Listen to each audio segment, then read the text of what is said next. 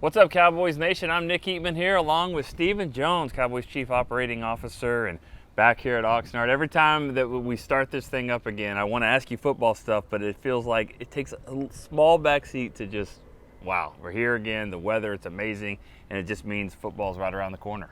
Well, it is. I can't even dream of a better spot to hold a training camp. And, you know, I played football in college, and all I remember is misery, hot and lots of heat.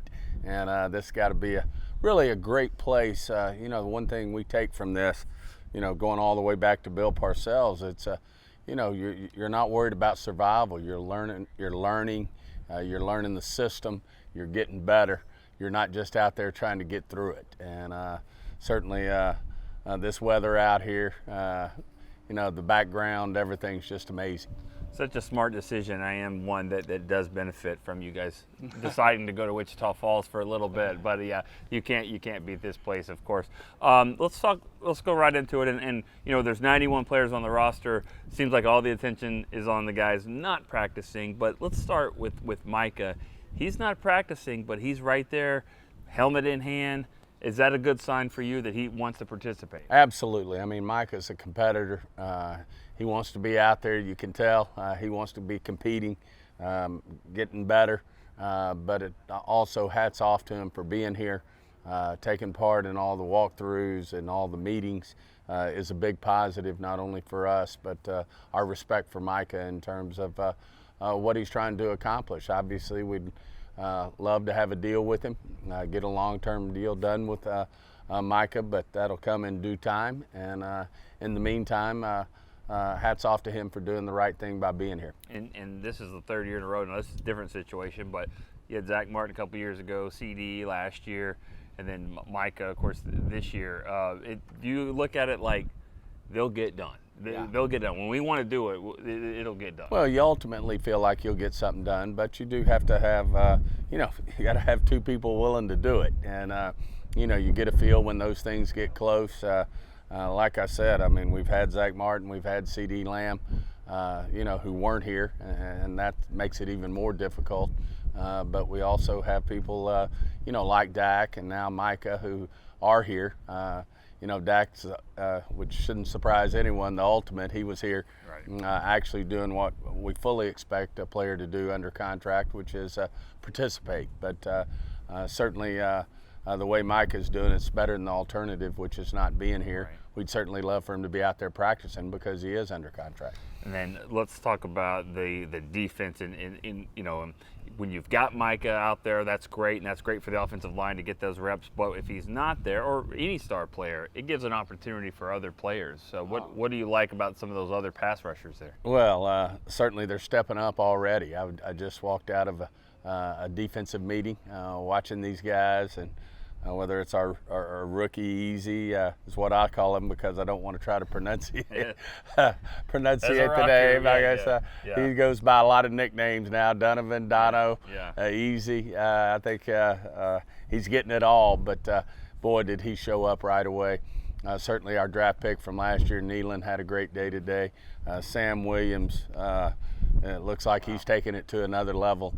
And then, of course, having Fowler back, he's disrupting the offense already as well. So we actually have some really good depth there, not to mention, you know, the rest of the guys who are in there. I don't want to leave anybody out because everybody's doing a great job out there. But certainly we're fired up about our depth there at the pass rushing position. And, you know, obviously getting Micah back, who's one of the best in the business, will only make us better.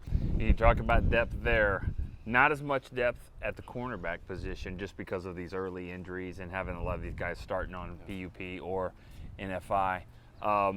It's, again, more opportunities for your young guy, Kalen Carson and Booth and those Kyer guys. Elam really is doing a great job out there. As you said, you got Booth, you got Carson. Certainly you hate that you're missing Diggs. You hate that you're missing our draft pick, Revel.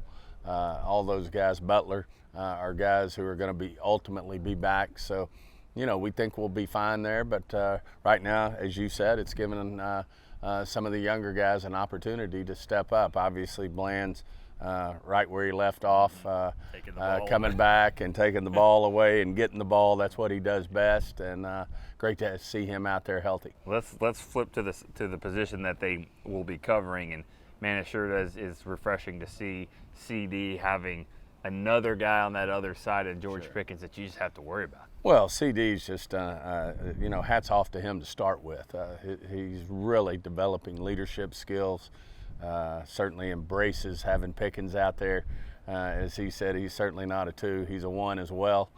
We both just play either side, and then, JT's doing a great job, Tolbert is, in terms of, picking up right where he left off last year after a great year last year. Certainly great to have Mingo and the rest of the crew that we have out there. I don't, same thing, if I go to naming guys, I'll leave someone out. Right. But Flournay's doing a great job out there, and really like that receiving core we have. On your offensive lines, first time in 15 years, you don't have a Tyron or a Travis or a Zach Martin in there. Still got some quality players, starting with Tyler Smith. But does it feel weird to see this offensive line and not see some of those faces that we've used to seeing? Certainly. I mean, you're talking about Hall of Fame type players when you're talking about Tyron Smith and Zach Martin, and certainly Travis Frederick was a mainstay all-pro type player that we have here. But the young guys are coming, and whether it's Booker, whether it's Tyler Smith, certainly Steele's expect him to fully step up and play great this year. And then obviously a lot of expectations on Guyton. And then, of course, our draft pick last year had a great year, BB, there at the center position, and fully expect him to just continue to ascend in terms of the type of player he can be. And then, really like our depth there. We've got a lot of veteran players behind them who have all started in this league before and know what it takes to win, but we like that room. And if that position does what you think it can do, then you probably aren't as worried about who's running the ball and all that, because that will work itself out as well. But it seems like if that offensive line is moving people up front, it doesn't really matter who's running it. Well, obviously, there's a lot of great backs in this league. We certainly think we've got a good room that'll compete. All of them kind of do their thing. Whether it's Javante, whether it's Sanders or Blue or Maffa, all these are guys who are going to have great competition. Certainly great to see Deuce out there doing his thing, but we've got a great room there. Well, let me talk about your new head coach, and Brian Schottenheimer, and he's not new to the staff, but in this role, what do you like so far from what you've seen of how he just is kind of taken over here? Well, first of all, his energy, his authenticity, I think certainly moves people to want to be great, the players that are playing for him. His staff, I just think he did an outstanding job putting his staff together. The energy levels, I think Shotty's close to being the oldest guy on the staff at 51. Flus may have him by a couple of years. But their energy level out there certainly is just, it certainly rubs off on our players, and his authenticity, his expectation, his constant push, for these guys to be great and get better every day, I think is second to none. And he only, in my eyes, he just keeps going up in terms of what Jerry and I think of him, and in general what the organization wants and feels. Everybody wants him to be successful. Everybody wants to be supportive of Shotty. That opening press conference the other day was memorable for a lot of reasons. There's a lot of funny things that were said there. You had a front row seat, or you were right in the middle of it too. But one of the things that Brian said that I know you can relate to is when he said, when we win a Super Bowl, my dad will get a ring. And the fact, just wanting to honor his dad and make him proud in every single thing he does. I know you can relate to that. Can you kind of speak Feel the same way. That? Yeah. It's certainly, we got kindred spirits there, because I want a Super Bowl. I want us to have organizationally win a Super Bowl for my dad as well. I mean, he's obviously, we had a lot of success early and won some Super Bowls, but it's been too long. And certainly we feel that. We want that for our fans. We want that for the organization. That's, no telling what Jerry Might would trade for one. It's just something that he wants to get done, and he knows better than anybody. It's he doesn't have forever, to keep thinking about it. He knows his time, is not going to go forever. No one, there's an old saying, no one gets out of here alive at some point at your time. But anyway, he's certainly, I know that's what everybody would love to have happen, is certainly for Shotty to fulfill his dreams in terms of getting a ring for his dad. And certainly I know organizationally and our family wants this for Jerry. Well, he cracks us up all the time in those kind of settings. What about behind closed doors? I mean, does he say some things to you that, like, I mean, we would never even know that. He's authentic as well. I mean, he's the same guy, that you see in the press conference, when we're having dinner or it's just our family.